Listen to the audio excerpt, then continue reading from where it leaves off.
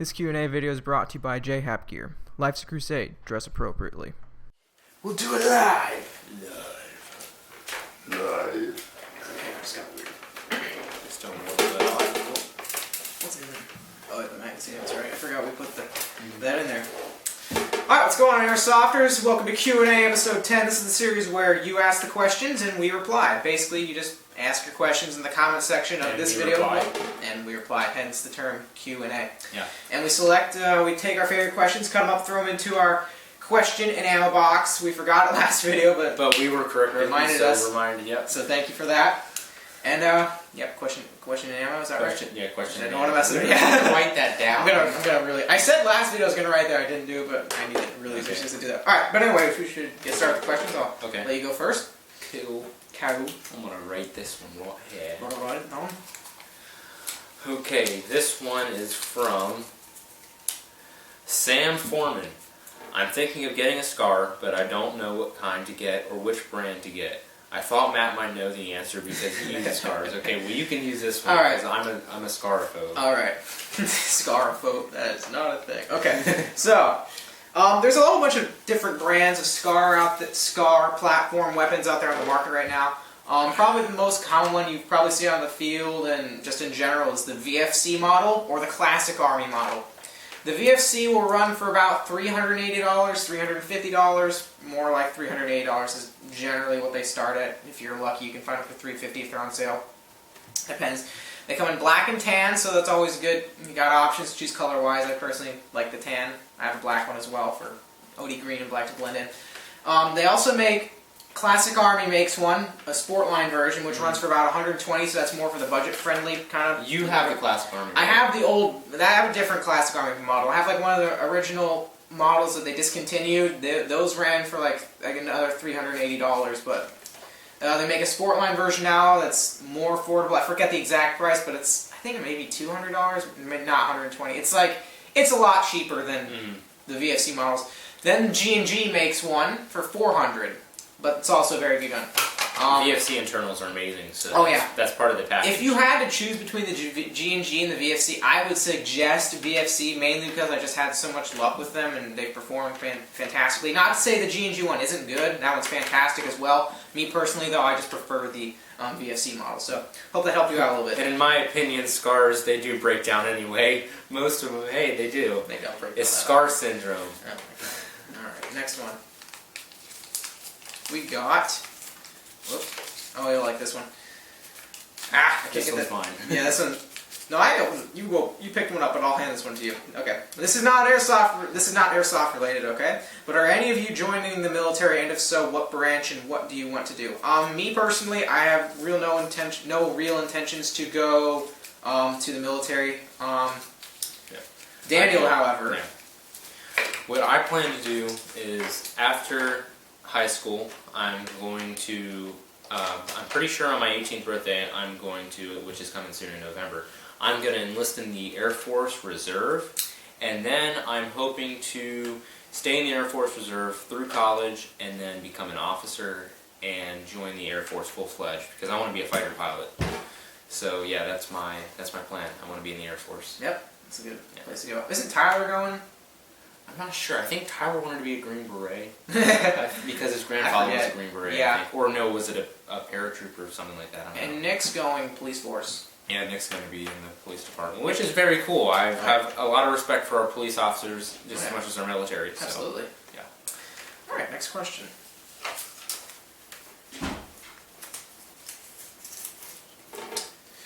Brandon Johnson asks, how many years have you been in Airsoft? Okay, I'll let you go first and I'll go. Okay.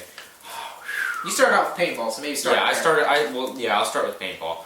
I've been playing paintball since I was 13 maybe. So yeah, about 4 years. I'm 17 now, a little over 4 years. How about you? I've been playing Airsoft since 2011. So it's 2000. So I've been playing for about 4 years. 4 years, about 4 years, maybe 5. Yes. I started playing. I played hockey. I still do. And my buddies they really got me into it. A couple of my buddies were like, dude, you ever played Airsoft before? And they were kind of into the backyard kind of aspect of it, you know, Walmart, shotguns and stuff. Like, dude, you got to get into this Airsoft stuff. And I'm like, okay, I'll check it out. I didn't really know a lot about it. So we went to Walmart, got some little spring pistols and shotguns, played around the backyard, had a blast with it. Later found out you have a lot more advanced equipment, such as like the AEGs and gas blowbacks, and then I really started transferring to that, and the next thing you know, I'm money. next thing you know, it's my full-time hobby. So there you go. So yeah, about 4 or 5 years I've been playing Airsoft. I plan to keep playing. Oh yeah, for absolutely. a long time. Absolutely. It's one of those. It's like a sport/hobby. Like you can play it as a sport, you can play it as a hobby, or you can play casually, you can play it seriously. Seriously, exactly. It's a beautiful, it's a wonderful, wonderful game. All right, so let's see. While we're planning for questions, we're on. Yeah. Wait, how many? We've done 4 so far. 3. 3. 3. And here's the other one. Oh, okay, cool. I need these for later. All right, so oh god, Ben Losi. I have such a problem with pronouncing these names. I don't know why. I'm sorry if I've butchered any of these so far, but okay, Ben Losi. I think you should just forget the accent. That might make it worse. What is your preference? Plastic. Oh, okay. What is your preference? Plastic receivers versus metal. Same for hop-ups, plastic or metal. Note any difference in performance, by the way, is... you see, he got smart. He's smart. He knows. Awesome. He's like, look, Matt's going to be asking a question. He's not going to know how to... Look, you even said... You probably can't... I was going to show you, but you can't see it. Wait. Ben Losi. Yes. All right. Okay. So, preference. Metal. Thank you. Metal or plastic receiver. Thank you for the question. Metal or plastic, what do you like better? Metal. I'm a full metal type of dude. Plastic just irritates me. I'm a shooter in real spec, and I like to shoot a lot, so I like it to be as realistic as possible, given that it's Airsoft, but I just really couldn't see myself running around with plastic. It just doesn't feel right. Their polymer receivers are pretty good. Yeah, there are Air 15s with real polymer. And like the G&G GR16s and the Raiders and everything else. They have polymer. Those are polymer, and I do have respect for the polymer that they use because it's heavy duty and it almost feels like metal in weight at least. So I have to say those are all right, but there's some plasticky parts and stuff that do get under my skin that I don't like. So yeah. Plastic just depends. Plastic also scratches a little easier. Yeah, and it just as a general rule, I do like metal, steel, aluminum better. For me, I have to side with Daniel. I do like the metal receivers. They do have a couple drawbacks. One, they're heavier. 2, when they scratch, they get the silvery show up, and that can be kind of... the paint comes off, and you see the under the buffs. Which can be fixed. Which, it also looks cool for weather effect, but it drives me nuts. I don't know, I like my guns. If I get scratches, I'm just like, no! So, in terms of hop-up units for performance, I haven't noticed any. I've experimented with numerous amounts of hop-up units, Pro-Win hop-up units, VFC. The VFC SCAR hop-up unit, speaking of SCARs, is a plastic hop-up unit, and that's a very good hop-up unit. It's proprietary, so you can't swap it out, which annoys me, but I really haven't had any problems. I have had plastic hop-up units break on me before, though. Not necessarily. I do not find that they make a huge difference in performance-wise. And if it does, it's very minute. If it did, I don't even think it does. Personally, I honestly don't think there's a huge difference. There probably is. I haven't seen any, in my experimenting at least. Even if it is, it's so minute, it's not even noticeable. Anyway, so I've had plastic hop units break on me before. They'll crack, which is not healthy for it. Metal ones, if I had an option, I would go metal. Yeah, I have I believe part of the hop-up unit in my M4 is plastic. You think? Yeah. I don't know. See, well, it looked plastic, felt plastic. Sometimes with the small parts, it's hard to tell. He's the technician. But I think you have a metal hop-up unit, but you... I think the hop-up wheel and everything, and maybe the gears. Yeah, the hop-up wheel. Yeah, the gears are plastic. See, one of the problems with my hop-up unit that I had just recently, and Nick Bocchino, ODA or RW. You got trans over a lot. It's like forgetting your age after your birthdays, that kind of thing, but. I've had gears skip before sometimes with the plastic because just the flexibility is different with metal and plastic. And I've had it jump out of place, and then I had to dismantle my gun and fix it, which is not really a problem, but it can make or break a situation in a game. It does. So if you really want to make sure everything's sturdy and everything's going to last, the metal is just heavier. If you have an M4, just you expensive, heavier, yeah, etc. I recommend Pro Win hop-up units. They're a little on the more expensive side, but they're so much better of a hop-up adjustment tool. They work so much better. They run for, I think, about $30. They're a little more on the expensive side, but if you're willing to make that upgrade, they're so much better than regular hop-up units. The adjustment wheel is so much more minute. You can make so much better minute adjustments. It's lightweight. It's CNC aluminum, I'm pretty sure. So high-quality metal. Easy to take apart, clean. Yeah, I love the thing. I have them installed, and I think 2 of my customs, and I absolutely love the things. Alright, but anyway, moving on. Did you answer the last one, or did I? I think you did. Let's see how many. We're doing good on time. Been Yeah. for 10 minutes. You Okay, did. so you want to go? Yeah. Yeah, your turn. Okay.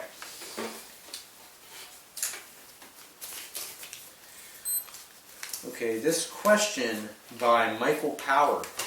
Do you know any good camo places, and if you do, do they ship to Ireland? Ireland. Ireland. I can't do it. I can do it Scottish. What are you talking about, Slads? What are you talking about? Let's do that. You can't do an Irish accent. Do an Irish accent for our viewers in Ireland. Sorry if I'm offended anyone. What are you talking about? Go away. Sorry, I love Ireland. It's so cool. I can do Canadian accents. I'm what? I'm 90% Irish. You're 90% Irish? Mm-hmm. He's got the I just hair. have a little bit of German in See me. this hair? Look at this. And It's like a beacon. when I let my facial hair grow out, but yeah. Right. Irish. Anyway, okay, so Good any ship. camo places that ship to Ireland, so I'm assuming you want to buy camouflage, like I have an answer battle for dress this. uniforms I have or an answer for something. this. If you want, you should put your input in first. I'll put mine in later. Okay. Well, I know where I've gotten my camouflage. I've got it from Airsplat. Yeah. Now, see, we usually don't suggest Airsplat because they're really iffy on the shipping. But I believe they ship worldwide because I've heard of people in Scandinavia getting Airsplat equipment, and if people in Scandinavia can get it, then Ireland I'm sure can. The one thing about Airsplat though is that their battle dress uniforms, they have a deal with Rothco, which is the main manufacturer of non-military brand camouflage, which is pretty much just as good for our purposes.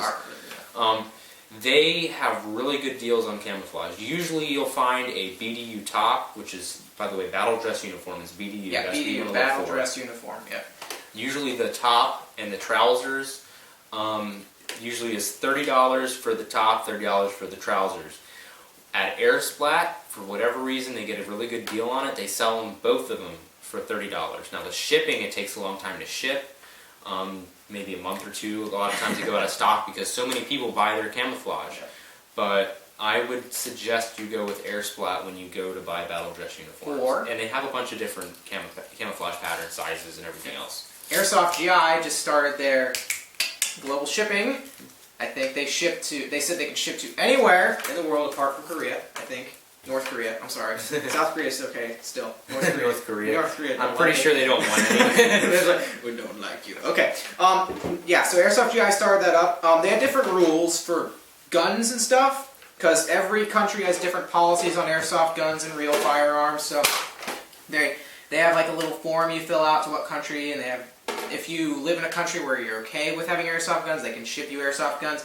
But they can ship, since your question was about tactical gear, they ship any tactical gear / attachments, yada yada, anything that's not illegal in your country that would be considered, illegal to sell here in the U.S. They can ship it right to you. So this probably includes camouflage, because I cannot imagine that camouflage would be illegal in Ireland. Why would that? Ireland don't like our camouflage. That's just not good. We'd rather stay in our pubs. Oh my god. Sorry. Jeez. You know how many comments I'm gonna have later? It's like, that's stereotypical. And I'm gonna get, man, I'm sorry. I'm sorry about your potato failures. Stop now! Next question. Frank Van, God almighty, Frank Van Valkenburg. Van Valkenburg. That's an awesome, I think that's an amazing name. If that's your real name, props to you. Props to you for because look, I mean, that is one of the. We're gonna have to go off track. That is an awesome name, Van Valkenburg. Frank Van Valkenburg. You I just mean, say that with an accent. That gets all the chicks. I'm telling you. Say it with a Russian accent. Van Valkenburg. Van Valkenburg. I don't think it really works for that. What about German? German? It's Josh Van Valkenburg. Van Valkenburg. Okay. I don't know. We've just been sitting here Anyway, for let's 50 seconds. go. Okay. Thanks for the name. What do you guys prefer, multicam or tan camouflage? I have to say multicam. Yeah, I agree with multicam. Tan's just tan. I don't like tan camouflage Straight tan patterns. is kind of weird. Maybe it's because I live in a woodlandish kind of area and play at woodlandish. If we were desert people, then maybe. we would probably like tan. But there's multicam, like the name implies, multicam. It can blend in with green, with... Yeah, and it does look pretty sick. I personally, my opinion on camouflage is there's no universal camouflage pattern that blends in with everything. If you want to go with the camouflage pattern, here's what I suggest. Go dedicated. Dedicate the camo pattern to the area you're playing in. For example, if you're playing in a woodland environment, get something that's dedicated to woodland, i.e. Marpat, woodland patterns, okay? If you're playing in a desert, go desert committed, desert digital. I don't know a whole lot of desert. I think Choco, is that one? That's a Choco camo. I'm not sure. It sounds like chocolate. I'm pretty sure it's, I don't know. I don't know any desert camouflages because I don't know any desert camouflage. I should though. I really should. I think just the regular Multi- Golf War desert camouflage. Multicam, I find, actually does better in desertish kind of areas because it's kind of a lighter kind of a color. It's not so much of a green. It's kind of like a... It is green, don't get me wrong. It's more of a... I find it like in areas like Afghanistan. Like you've seen the troops in Afghanistan wearing it. It blends in And really generally, well even if the area they're playing. And even if some places in the Middle East do have foliage and greenery, most of the time you'll find colors that are desert colored. Yeah. It's just basically the same thing as any kind of desert in the United States, desert in any other country, because even if you have foliage that's green, the underbase color of dirt, sand, etc., of rocks, they're all going to have that tannish color from the weather and wear. So I would suggest just buy whatever kind of environment you're playing in. Yep. Also, if you're specifically trying to get a camouflage pattern to, for example, if you're playing on a team that's against another team, and that's how you tell each other apart, that's how we do it at DV8 a lot of times. And a lot of militias do that too. You want to look for pretty much the opposite camouflage of what they're using, even if it's the opposite of the environment you're in, but that's only for that circumstance. Yeah. So let's say woodland, the opposite of woodland is desert, the opposite of black camouflage is like urban camouflage would be a white camouflage, which I don't know why you'd use that, but just for example. So yeah, I understand. I get it though. All right, so I think we'll have time for about one more question, and then we can wrap it up for this Q&A. So, Lincoln's last one fast. My turn? Yeah, it's true. Okay. Well, we answered a lot today, didn't we? Yeah, we did. All right, last camouflage, kind of a small one. Mid cap or high cap? Mid cap. High cap. From Dan Phil, by the way. I'm sorry. Dan Phil asks mid cap or high cap. Yeah, mid caps. I like mid caps. On that one. Yeah, mid caps feed better, I find, than high caps. Don't get me wrong, you can get some good high caps that feed well out there, but mid caps, they're pretty much, the concept is they're fed on a spring like that goes around inside the magazine. High caps are based off, has a reservoir, you spin a wheel, they spins them up into a little tube and then they go up to your gun. It's not quite as reliable, but they hold a lot more ammo than mid caps. You can probably hold 3 times the amount of ammo in one high cap than you can in a mid cap. But mid caps are more realistic. A lot of milsim events require you to use mid cap mags. Yeah, mid or low cap mags. But definitely for mid for me. For me, now, if it would have been a year prior to this, I probably would have gone with mid caps too. But see, here's the deal: is the reason I like high caps is for. Okay, call me what you want. But I like high caps because I'd rather carry as much ammo on the field as possible, and since you're not actually having to choose your shots as carefully as you would in a mil-spec scenario, where it is you have a round that will go as far as you want it to go and as accurately as you want it to go, give or take, and hit the target as you would with a 5.56 ammunition in a real military scenario, then a low cap or a mid cap would be more logistical. But see, since you don't have that realism that with Airsoft to an extent. But that's why mid caps are so good, because it limits your ammo with high caps. See, what you basically can do the same. Can you be quiet? And that's more of a high cap than a mid cap. But you can use a high cap for the same equivalent as you would a standard cap 30 round magazine in a 5.56 or some type of AR platform, because that 5 shots will equal the same thing that 1 shot could do. Yeah. In a general sense. All right. Well, that about conclude the questions for this Number 11, right? Number 10. Number 10. This session of our Q&A series, and it's time to do our question and answer Instagram shout out, and this week's shout out goes to Foxtrot 6 Airsoft. They're I'm reading off their profile, Airsoft team in Western Pennsylvania. Pennsylvania is the word. Yeah. I'm like, yeah. So go check them out. As of right now, I think they have about 400 followers. So be sure to give them a follow. Go check them out. And I think it's about. Oh yeah, of course, I forgot to tell you. Make sure you leave your questions for future Q&A videos in the comment section down below. And if they're good enough, and our Instagram like will be posted on the bottom and everything else. Yep. Link to our Instagram and everything. All of our social media will be in the description down below, including also another tag to their Instagram page, Foxtrot 6 Airsoft. So yeah, I think that'll about do it. Yep.